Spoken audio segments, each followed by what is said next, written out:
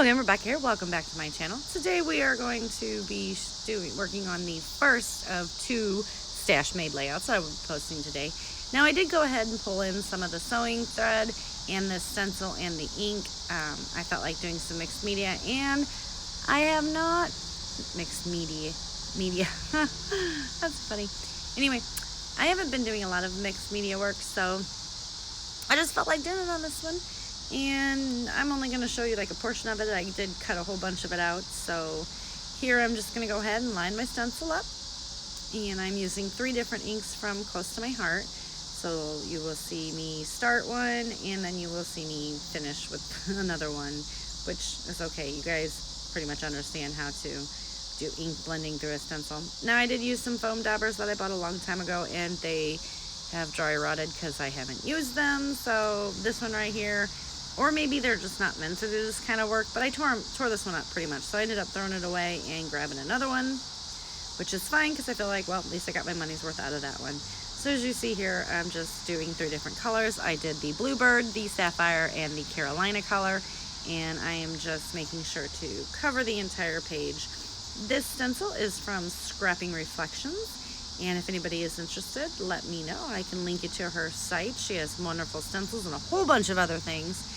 And these are awesome stencils. Like, this is my first experience with a 12 by 12 stencil. I know, right? So I'm loving them. I love not having to move the stencil or waiting for things to dry. So I'm definitely going to be ordering some more. So I am just going to blend, and then I'm going to go ahead and wipe that up. And then off screen, I do go ahead and take that little homemade shimmer paint that I made right there with some blue, and I covered that sucker. And that's where a little bit of the bleed through is from on the stencil. It's because I sprayed it at an angle into my bin so that I wouldn't make a big old mess, and that was probably wrong, but hey, it just gave it just a hint of shimmer. The camera doesn't even pick it up. These pictures right here are from Christmas morning of 1966. It's my mom and her 2 brothers and her father. And I'm going to go ahead and back that one, and then I'm going to layer them because the photo is snagged right there where I ran my finger over it, and I'm just trying to cover it up without actually covering my mom up. So now you've seen the last layout where my last video where I'm trying to get away from this pretty much go-to here lately, where I take a strip of paper, and we're going to do it again, but that is because I wanted to use some pattern paper on here, and I did want to cover up that middle where there's just a little smudgy. Now I put more than usual adhesive on here because of the ink. I wanted to make sure that in the places where there wasn't ink, that the paper was getting fully adhered. So I'm going to go ahead and adhere that down. I did go ahead and grab some doilies from my stash as well. I know I'm supposed to use this stuff in the kit, but it's a stash made kit, so it's still stuff from my stash, right? So I'm going to pop that doily there, and I'm going to put this doily diagonal from it on the other side, and properly rip that one, but it's okay because we're just going to move it and it's going to be fine. I'm going to go ahead and adhere this down to the layout, but carefully so I don't tear that doily again.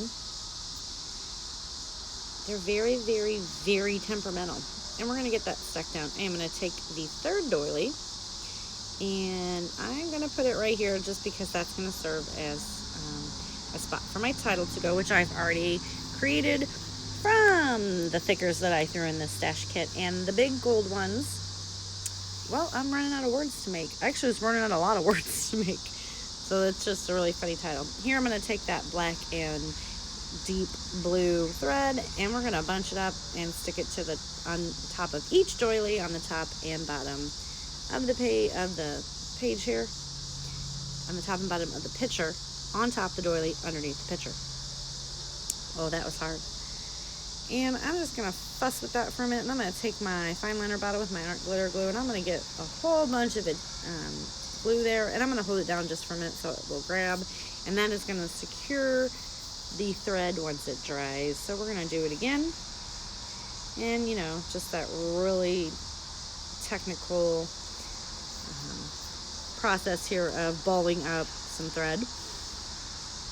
And then I'm going to pull that up, and I'm going to futz around with this for a minute, and every time I pull on the picture, that doily keeps coming up. So I'm going to take some of my art glitter glue, and we're just going to put it on the bigger spots of the doily so that it will not be pulled up each time. And you'll see right here it actually works because I fussed with that so much that the glue had time to grab. So I'm gonna, mess with that.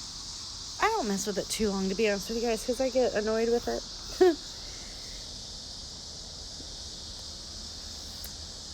So now we're gonna go ahead and put the title on. And it says Old Time Christmas, because really the glitter thickers, I'm really running out of like the one that's in Time, they have small and big, and so it's like I'm like the T is big and the I and the M are small and the E is big, so it's fine. And then Christmas, obviously I can make that because I have not even touched these thickers yet. So I do like the way that the T nestles in between the old and the Time.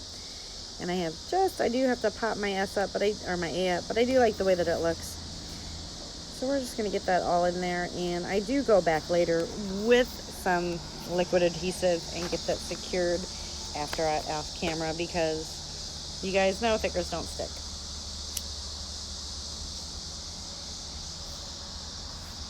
So I have that out there now, but I go ahead and pull over a frame. It's a wood chip frame in a orange yellow color, and you would think, oh, it's not really going with the layout, Becky, but it does. I cut it in half, and I'm just using some like vintage colors. I do have to peel off some of that release tape.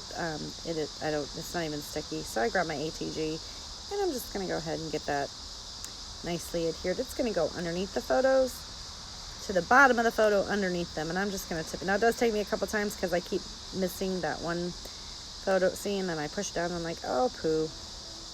But we're gonna force it under there, and then I'm gonna take it and put it on the top to make it look like that frame runs the length underneath the photo.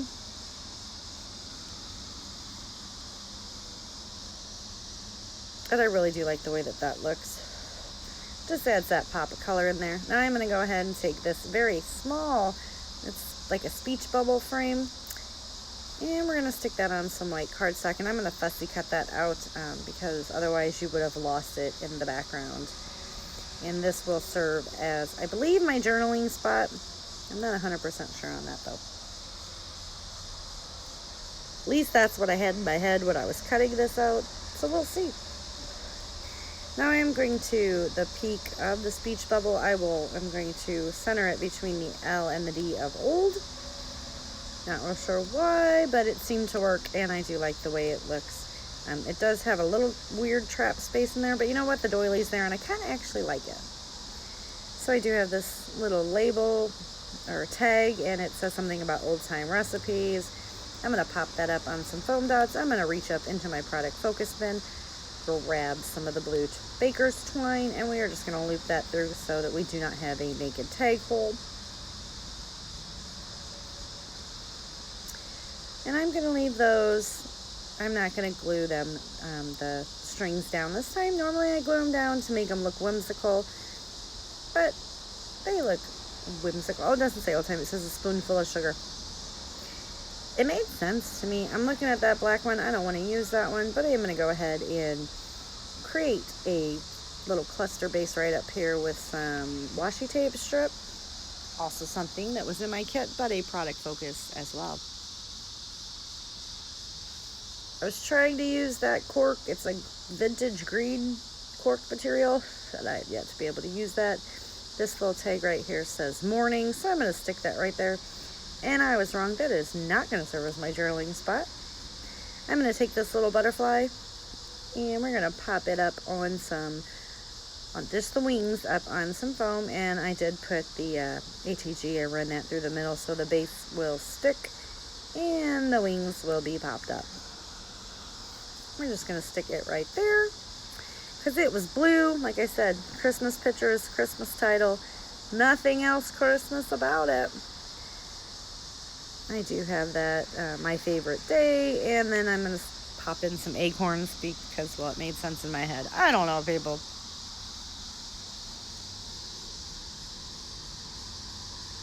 And just going to get this little black, I don't even know what that is, but stuck it back in there so you can barely see it, but it's fine, it's used. Now I'm going to go ahead and take this piece and stick it up at the top. And I am correct in saying this next part. That is where my journaling is going to go, because I do take the inside of it that is just white, and I go ahead and get that stuck in there as well. And I will journal on that. I'm going to flip it over and cut off the top of that so that it is grounded to the layout. And I do like to run things off my page a lot. This little sun, we're going to pop him up because, you know, why wouldn't you want a sun on a Christmas layout? I don't know. And a little teepee, you know. This was like random city layout.